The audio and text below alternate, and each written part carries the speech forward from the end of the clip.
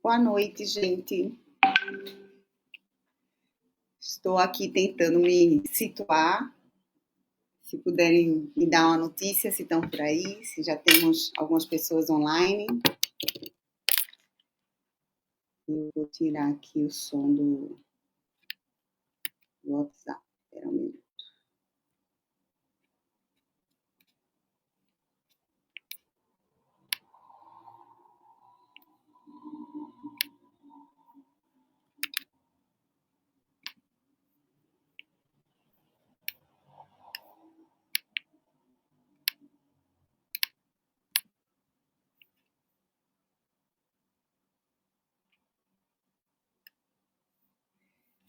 Ok.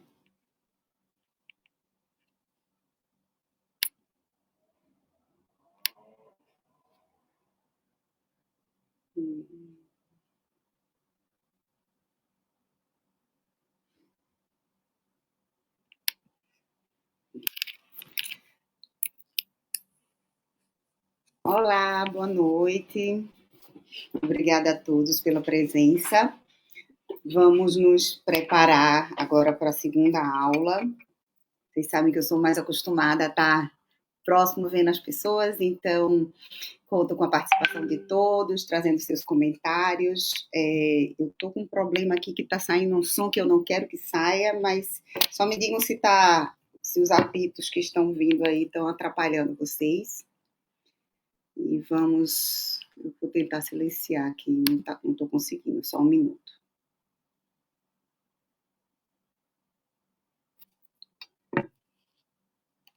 Vou para eu retirar as notificações.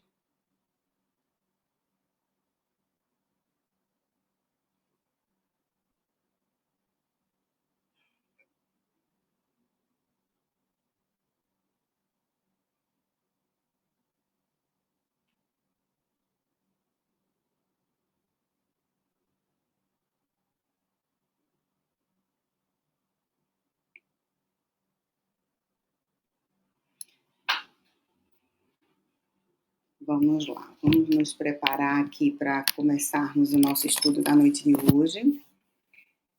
E juntos vamos procurar nos concentrar, nos conectar ao Pai misericordioso e agradecer por essa oportunidade de estarmos aqui reunidos para o estudo do nosso curso sobre reforma íntima na noite de hoje. Rogar assistência dos mentores espirituais do credo, nossos mentores, abrindo nossos corações e nossas mentes para a reflexão sobre a reforma íntima. Pai, ilumina-nos e auxilia-nos durante esse estudo, abençoando nossos corações e nossas mentes e nos guiando constantemente em busca da nossa evolução. Que a tua paz esteja sempre conosco. Graças a Deus.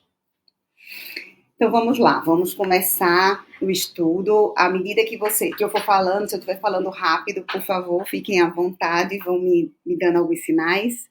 A Janaína está me ajudando aqui também. E a gente vai hoje, gente, separar nosso estudo em duas partes. Primeiro vamos lembrar um pouco do que foi a aula passada, que o nosso amigo Glauber trouxe, com os pontos de abertura, e posteriormente a gente vai falar sobre o caminho para a autotransformação, a reflexão sobre isso. Toda essa aula está baseada no livro Reforma Íntima Sem Martírio, de Hermance Dufour, psicografia de Vanderlei Oliveira, e vamos recordar um pouco do que foi a aula da semana passada, né? Na semana passada a gente falou muito do porquê buscar a autotransformação, né? E isso está muito associado ao que nós buscamos aqui ao reencarnar, que é a busca da nossa evolução e a busca da perfeição. A perfeição muito focada no evoluir diante do que nós temos e do que nós somos hoje, né? A gente falou um pouco sobre o que nos impede de avançar, que está muito associado ao orgulho e ao egoísmo, e que eles são, e a gente sabe, por todos os estudos do Evangelho, realmente os nossos principais ofensores no processo de transformação. E falamos sobre a importância do autoconhecimento, que é o olhar para dentro de cada um de nós, reconhecer nossas fraquezas e definir um plano de melhoria contínua. E eu acrescento aqui não só reconhecer as nossas fraquezas, mas também reconhecer as nossas conquistas, para que a gente se concentre também no que já caminhamos. E assim a gente consiga se conectar efetivamente com o processo de reforma íntima. A gente falou sobre o self, vamos lembrar o que é que ele representa, né? Que a irmã se traz para a gente no livro Reforma Íntima Sem Martírio, que é o arquétipo da totalidade, isto é, a tendência existente no inconsciente de todos nós em buscar o máximo de si mesmo e ao encontro com Deus, tá? Isso é o self. Já a sombra é a parte da nossa personalidade que muitas vezes nós negamos ou desconhecemos, cujos conteúdos são incompatíveis com a conduta consciente. A gente não percebe ela completamente, mas ela muitas vezes nos impede de caminhar. E aí vamos focar em o que é a reforma íntima, né? E quando a gente reflete sobre a reforma íntima, a gente faz uma reflexão de Paulo de Tarso, que está em Romanos, capítulo 7, versículo 19. Porque não faço o bem que quero, mas o mal que não quero, esse eu faço. Essa reflexão de Paulo nos faz conectar com o desejo que temos de evoluir, né? De sermos melhores do que somos hoje. E quando a gente fala da reforma íntima, a gente precisa entender que a proposta dela não é a gente se culpar, mas a gente se compreender. A reforma íntima ela é diferente da autoflagelação, ou seja, não é a partir do julgamento de nós mesmos, da autopunição ou da culpa que a gente vai conseguir vencer e caminhar para a nossa evolução. Hermann se traz nesse livro essa reflexão como um ponto muito importante, porque muitas vezes nós, e principalmente na doutrina espírita, é comum quando a gente começa a estudar a doutrina, a gente passa a achar que é através da dor que a gente vai evoluir, e que a dor ela é necessária, que a gente precisa sofrer para evoluir. Né?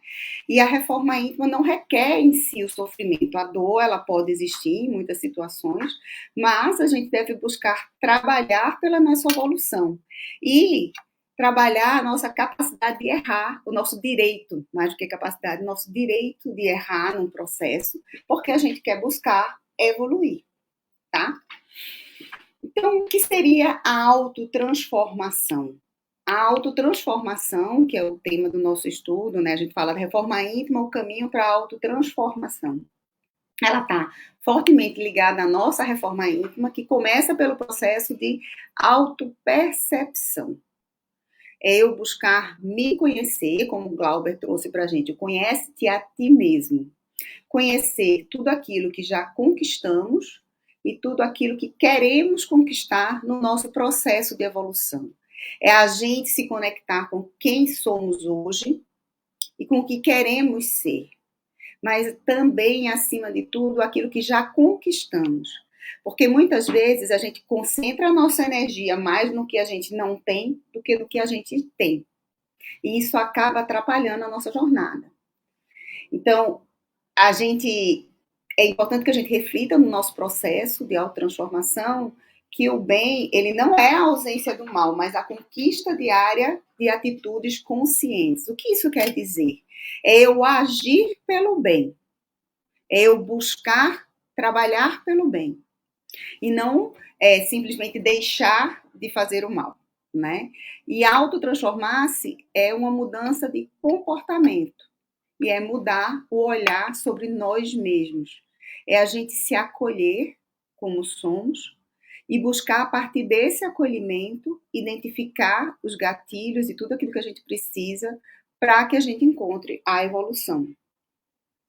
Sempre buscar se perguntar em que estamos melhorando.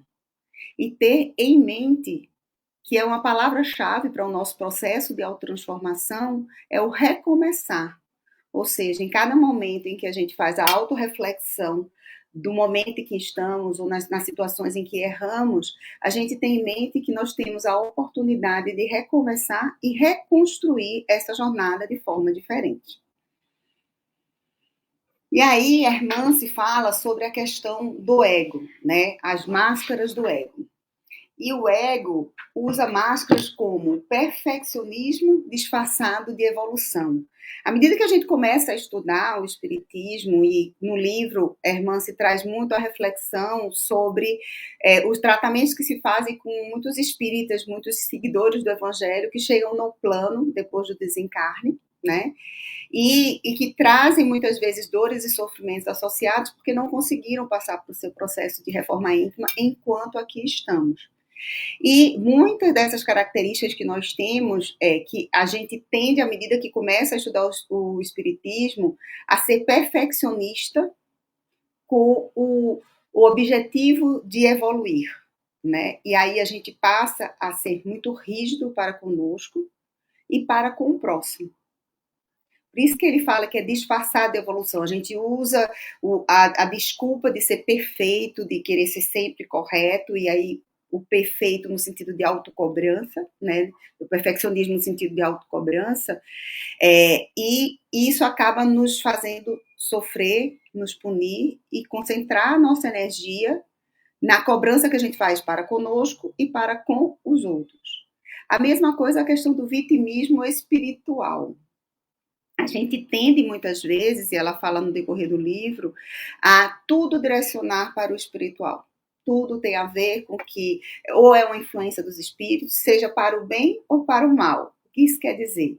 Quando a gente acaba vivendo situações de crise, situações onde a gente é posto à prova no nosso dia a dia, a gente às vezes acaba direcionando isso para os espíritos, para como se aquilo fosse a responsabilidade dos espíritos que nos cercam pelo trabalho que a gente faz na doutrina, ou é uma forma de perseguição dos espíritos, e às vezes quando tudo dá certo, a gente diz que isso é também por conta dos espíritos, ou eu sofro porque os espíritos estão me influenciando e levando tudo isso para o quê? Do espiritual.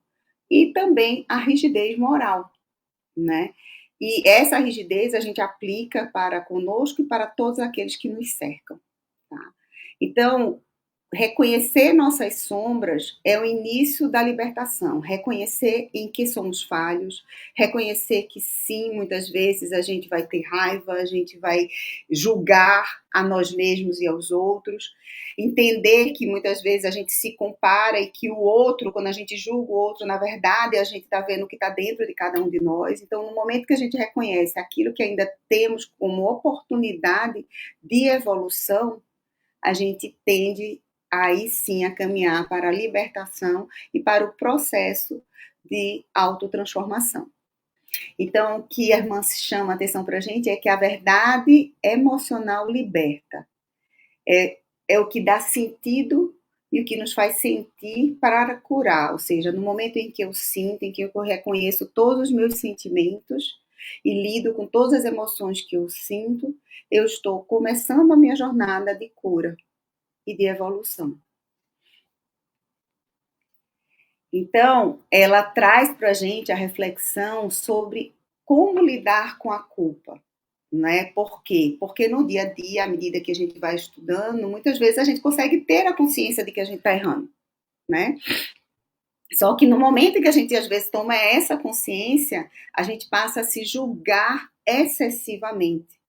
E aí a gente entra no processo de autocobrança, que é o que ela chama de culpa doentia.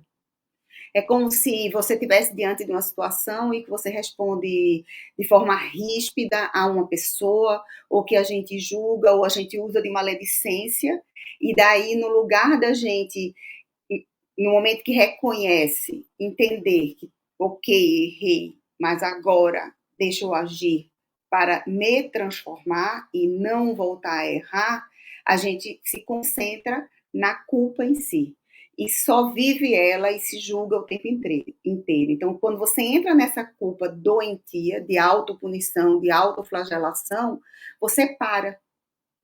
E no momento que você para, você está se impedindo de evoluir. Então, ela traz para a gente o conceito da culpa doentia que paralisa e da culpa saudável que orienta, ou seja, eu tenho a culpa, eu reconheço o erro e crio um caminho para que eu não volte a cometê-lo. Então, o caminho da autotransformação é pela responsabilização com compaixão. Compaixão, ternura, afeto para conosco.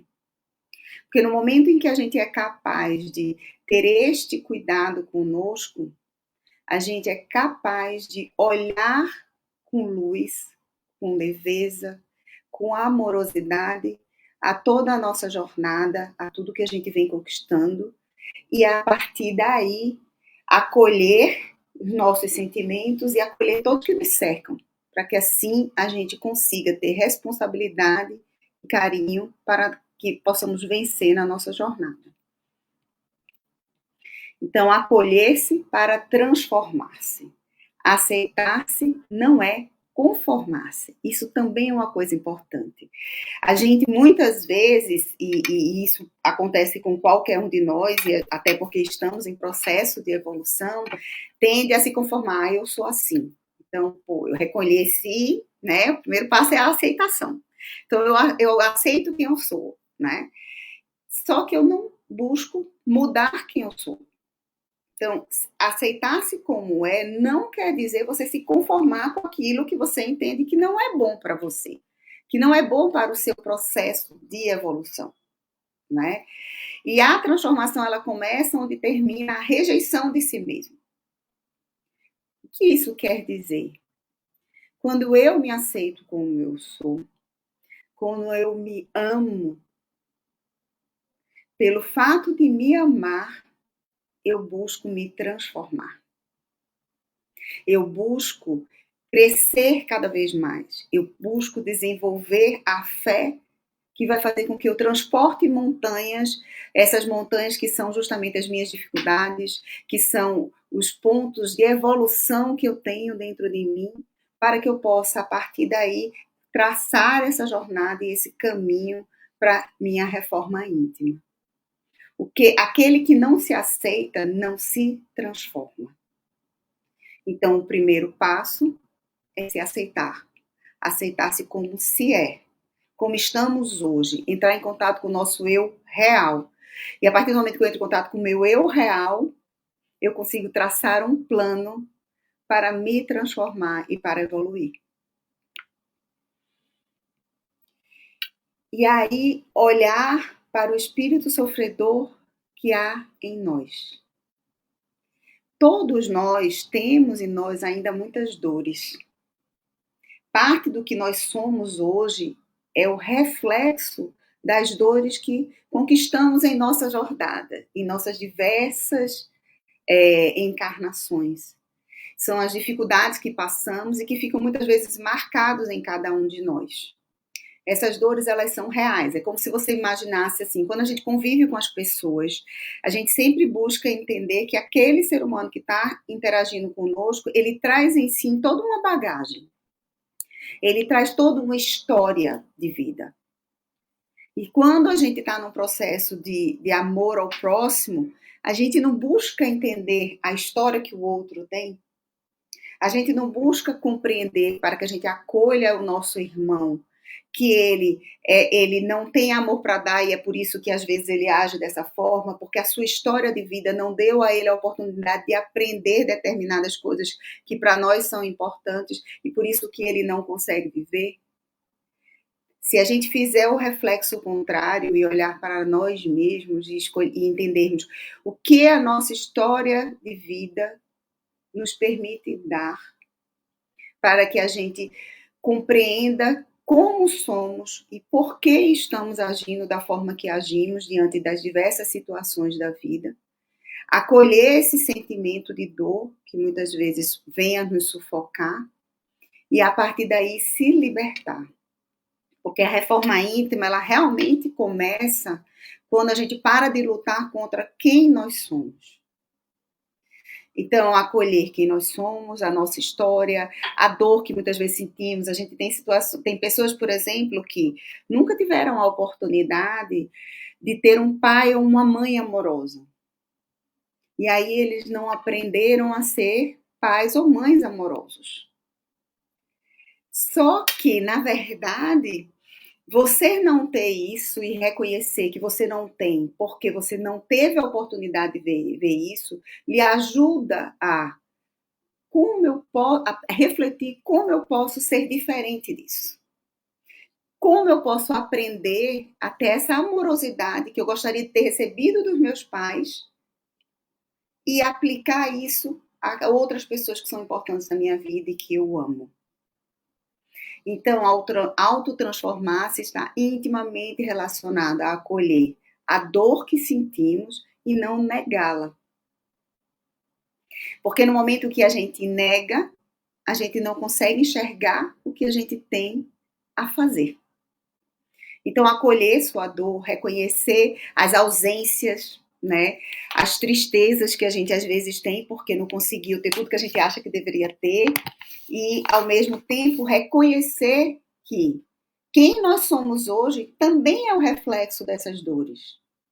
Porque muitas vezes, se a gente não tivesse passado por tudo o que passamos, a gente não seria quem nós somos hoje. Então, acolher e agradecer, mas não se entregar à dor, né? E a partir daí, começar a criar em nós todos os mecanismos, todas as formas de agir diferente. Como às vezes é desafiador, né? Esse agir diferente. Porque a gente sente a dor, a gente sente a frustração, às vezes a gente sente um vazio enorme de determinadas emoções porque a gente nunca viveu elas, a gente nunca sentiu elas. Tem pessoas que nunca tiveram um pai ou uma mãe presente, eu não sei porque está vindo isso, então vou usar esse exemplo, e muitas vezes se concentra só nesta ausência e esquece de perceber e ressignificar através do amor que recebe dos outros para que consiga criar uma nova forma de afeto. Então, eu tenho uma amiga que ela costuma dizer assim, que a maternidade ela teve que ressignificá-la por conta das dificuldades e da referência que ela tinha de maternidade, que ela não sentiu plena. Mas tudo aquilo que ela sentia falta de receber, ela busca dar. E ela busca dar não só ao seu filho, mas a todos os filhos que a vida lhe dá, que são as pessoas que nos trazem, né? As pessoas que surgem no nosso caminho e que nos dão a oportunidade de ressignificar nossas dores e nossos sentimentos. Então, olhar para o espírito, para a nossa dor, reconhecê-la, acolhê-la, para que a gente siga de forma diferente a nossa jornada de reforma íntima. É ser quem somos, reconhecer quem somos, para que possamos evoluir. E aí, ter fé nas vitórias. Quando realmente amamos, aceitamos e aprovamos a nós mesmos, exatamente como nós somos, tudo na vida funciona. Essa é uma frase de Louise L. Hay, do livro Você Pode Curar Sua Vida, está na página 26. É uma referência que Hermance traz no livro Reforma Íntima Sem Martírio, e é uma reflexão que nos dá a força para reconhecer que nós podemos vencer, que nós podemos chegar lá, né? Porque no momento que a gente aceita quem nós somos, a gente é capaz de pedir ajuda. E pedir ajuda é muitas vezes o passo que a gente precisa para seguir em frente. Então, acolher-se é um caminho para a autotransformação. E aí, o autoamor. Nossa, como ouvimos e como é gostoso falar sobre o autoamor. Ele é a chave da cura. Ele é a ferramenta principal do processo de autotransformação. Porque o autoamor nutre a alma e sustenta o processo. Porque a gente sabe que cada dia e cada etapa da nossa jornada, muitas vezes a gente vai cair nela. A gente vai escorregar. Errar faz parte do processo. Errar é parte constante do processo para que a gente possa ir dando um tom, uma transformação, né? Então, sem o autoamor, a reforma íntima, ela vira cobrança, ela vira violência interna, porque falta a compreensão, a compaixão. Então, autoamor é cuidar de si mesmo, é limite, ou seja, é a gente chegar e dizer, eu não vou passar daqui, eu preciso compreender que eu não estou pronto ainda para dar este passo. Porque às vezes isso também é necessário, né?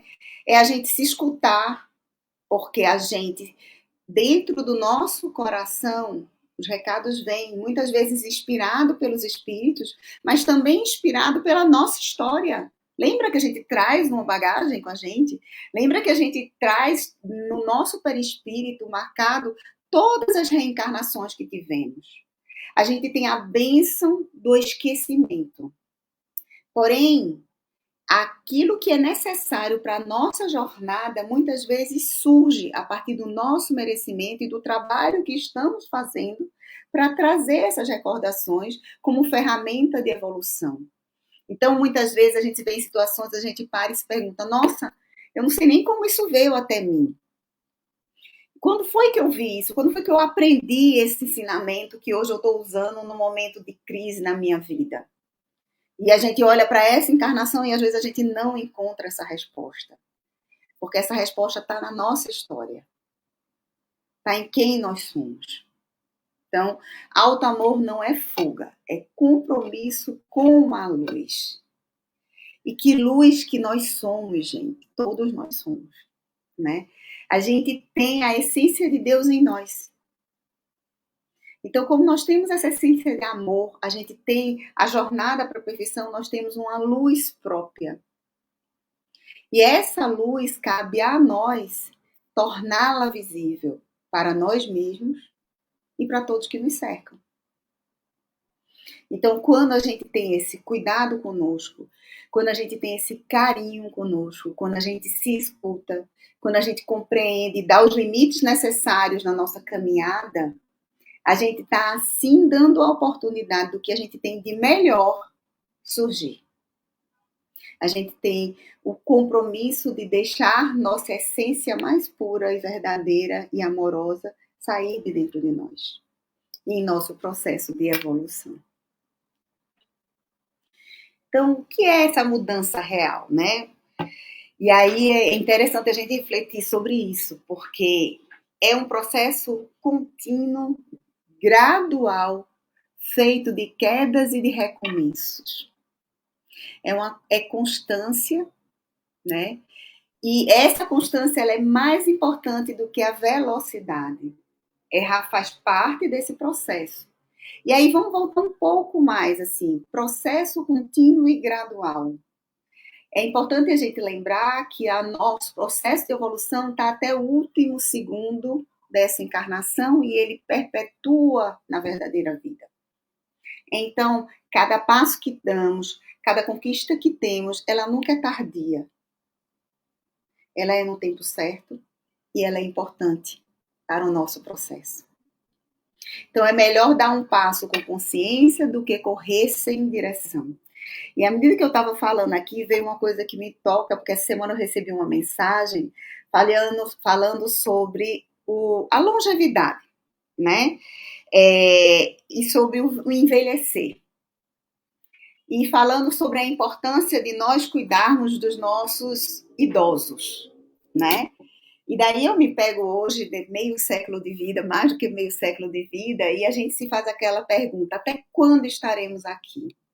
E a pergunta mais importante o ponto mais importante não é até quando estaremos aqui, é tudo aquilo que estamos fazendo enquanto estamos aqui e aquilo que vamos colher depois de sairmos daqui.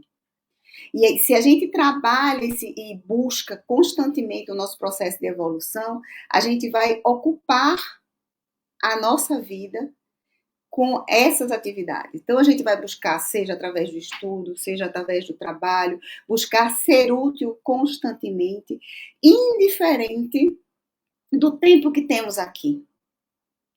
Porque a gente não sabe qual é esse tempo. E como fazer com que, muitas vezes, alguns idosos que vão viver à espera do momento de desencarne, como trazer essas pessoas para a vida? Porque a vida ela é contínua e ela continua depois daqui, né? Então, esse exercício que a gente comece hoje, no momento que a gente está refletindo sobre a nossa busca pela reforma íntima, que essa jornada a gente tem em mente que ela é contínua, a gente está dando continuidade a ela nessa encarnação e vamos dar continuidade a ela na verdadeira vida. Então, todo dia e todo momento é uma oportunidade de sermos melhor. É uma oportunidade de, com consciência, definir um novo trilho de jornada. Então, se hoje, muitas vezes, a gente para e pergunta, será que vale a pena ainda fazer isso? Ah, não, já estou nessa idade, ou eu sou assim mesmo, né? Sim, sempre vai valer a pena. Até o último segundo. Porque a semente fica plantada, né? Tanto para nós, como para todos que nos cercam. A gente planta a semente em nossos corações. E essa semente, ela vai florir na hora que a gente precisa dela. Assim é o estudo, assim é o conhecimento, assim é cada experiência vivida por cada um de nós. A mudança é constante, é um exercício constante, é um processo contínuo. E de recalibragem, ou seja, estou indo por um caminho, de repente eu descubro que, poxa, não está dando certo. Então, recomecemos. Não tem problema. Não tem problema nenhum recomeçar. Ao contrário, é preferível que você dê um passo atrás, reconheça que você está no caminho errado e você corrija a rota, do que você persistir no erro. E isso pode representar encerrar um relacionamento que não está fazendo bem para a gente, ou mudar a direção profissional da gente porque a gente está vendo que está indo para o caminho errado, ou reconstruir uma relação com um ente querido, porque muitas vezes é difícil, né? A gente olha, ou algumas vezes dizer, olha, eu não consigo continuar a minha relação com esta pessoa, que é uma pessoa que provavelmente eu posso ter planejado nessa encarnação, trabalhar junto para evoluir com ela e não estou conseguindo. Tá tudo bem, então vamos, através da oração, mandar sempre uma energia de luz para aquela pessoa e vamos seguir a rota da gente. Uma hora, no tempo certo, de repente converge de novo e a gente volta a caminhar juntos lado a lado, né? Então, tá tudo bem a gente reconhecer as nossas limitações, né? E criar novas formas de trabalhar pela nossa evolução. Eu acho que eu botei 2 vezes o mesmo texto, deve ser importante para a gente relembrar a fé na vitória. E quais são os pilares da autotransformação? Então, a gente está aí uns minutinhos, estou calculando mais ou menos o tempo para a gente ver. Os pilares da autotransformação, para a gente resumir, conectando com o que o Glauber trouxe para a gente na semana passada, né? Propósito, assumir a responsabilidade pelo próprio crescimento. E, gente, para nós espíritas, que estamos estudando espiritismo, que começamos na doutrina espírita, ou estamos há muito tempo na doutrina espírita, assumir a responsabilidade pelo próprio crescimento quer dizer, estou amando aprender tudo do espiritismo, né?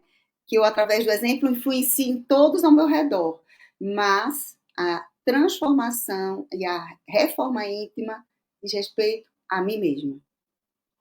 Então, que o meu foco e a minha responsabilidade seja sobre a minha evolução, sobre o meu crescimento.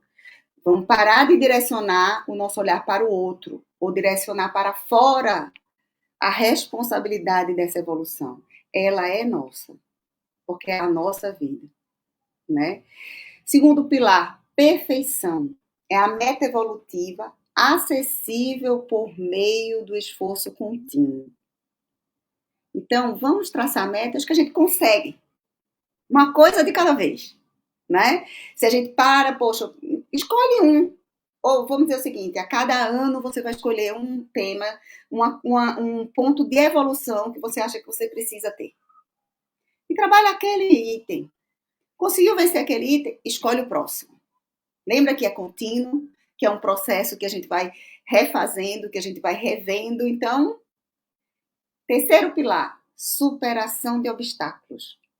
E os obstáculos o que são? O egoísmo e o orgulho, com vigilância e humildade. Porque esses obstáculos vão surgir sempre, né? A gente sempre vai parar e vai achar que a gente tá bombando, que a gente tá super bem, e aí não percebe que a gente ainda tem coisas para melhorar, isso é o orgulho. A gente vai, algumas vezes, passar por cima dos outros, isso é o egoísmo. Então, para que a gente consiga superar esses obstáculos, a gente tem que ser vigilante e ter humildade. Humildade de acolher que, às vezes, a gente ainda erra. E o autoconhecimento, que é a base de toda transformação verdadeira. É o conhece-te a ti mesmo. No momento que a gente se conhece, a gente consegue vencer. Se a gente não conhece, a gente não sabe nem o que a gente precisa fazer. Onde é que a gente precisa se ajustar, né? Ferramentas para essa transformação. Olha só, tem um roteirinho para a gente guardar, né? Roteirinho bem conhecido nosso. Prece e meditação. Confesso que essa segunda eu preciso aprender a fazer mais, né? Diário emocional. Essa dica eu achei massa. Por quê? Vamos anotando o que a gente está sentindo. Cada dia, vamos ver como fomos. Sabe aquela reflexão que a gente faz no final do dia? Vamos fazer ela também no começo do dia, né? Se reconectando. Poxa, o que é que eu tenho como desafios no dia de hoje? E como eu quero, enquanto ser humano integral, lidar com eles? E ao fim do dia a gente para e reflete. Como eu fui hoje? A outra coisa, o estudo doutrinário e psicológico, ou seja, buscar ajuda através dos estudos e algumas vezes o apoio psicológico mesmo, seja através de amigos, seja através de um profissional, né?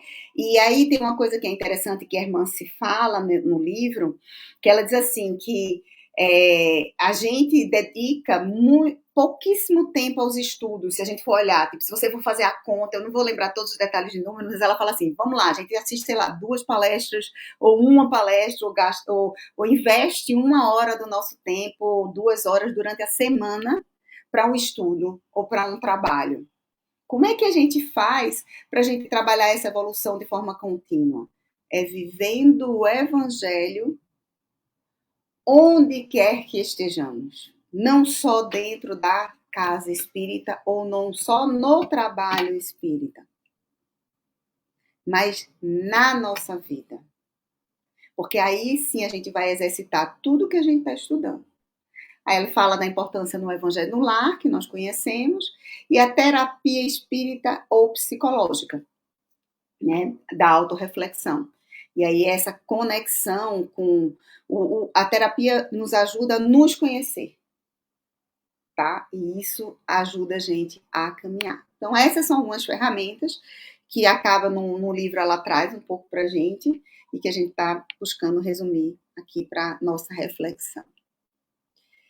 Então, vamos começando a fechar aqui a autotransformação. O processo de autotransformação requer o acolhimento do eu real e viver o evangelho conforme a nossa necessidade pessoal de evolução.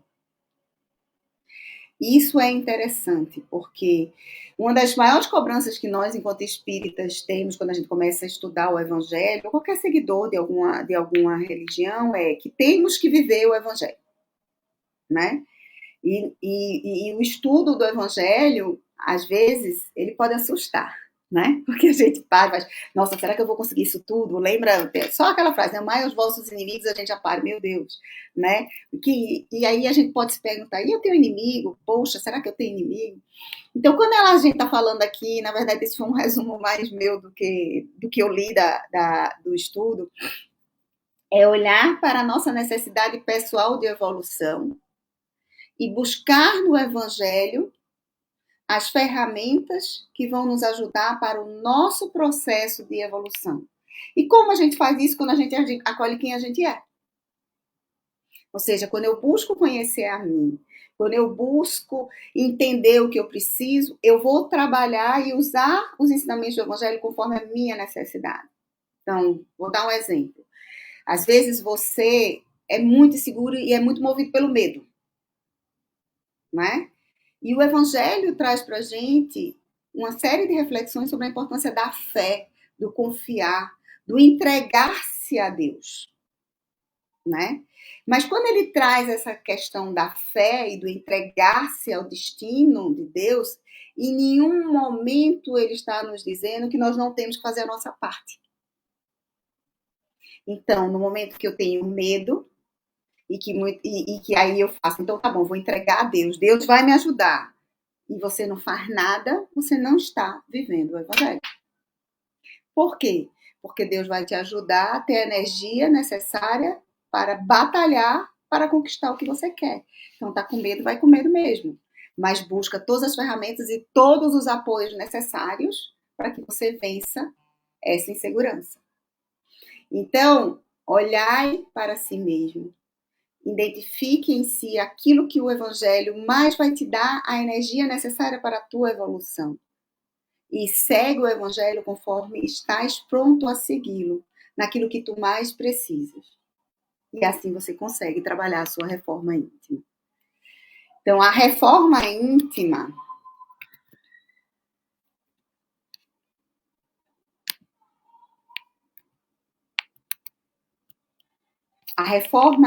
não é caminho de dor, culpa ou sacrifício extremo. É, acima de tudo, um convite amoroso à autotransformação, com leveza, esperança e fé.